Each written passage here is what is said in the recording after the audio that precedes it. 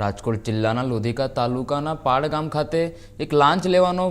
બનાવ સામે આવ્યો છે। ગાયત્રી હાઈસ્કૂલના ફરજ બજાવતી નિવૃત્ત થયેલા એક શિક્ષકે તેઓના મોંઘવારીના 53% મુજબ એરિયસ બિલની રકમ તથા રજા રોકડ રૂપાંતરની રકમ મળી કુલ આશરે 12,15,000ની રકમ પોતાની ઝડપથી મળે તે હેતુથી હાઈસ્કૂલના ક્લાર્ક ધર્મેન્દ્રભાઈ ભાનુશંકરભાઈ ખીરા અને ટ્રસ્ટી ગુણવંતરાય ચુન્નીલાલ ખીરાને મળી રજૂઆત કરી હતી, જેની સામે આરોપીઓ દ્વારા નિવૃત્ત શિક્ષક પાસેથી 3 લાખની માંગણી કરી હતી અને બાદમાં રકઝકના અંતે રૂપિયા 2 લાખ આપવા નક્કી કરાયું હતું અને આ રકમ આરોપીઓ દ્વારા તેમને ઘરે આપી જવા માટે કહ્યું હતું, પણ નિવૃત્ત શિક્ષક પોતાના હકના રૂપિયા લેવા માટે લાંચની રકમ આપવા માંગતા ન હતા, જેથી તેમને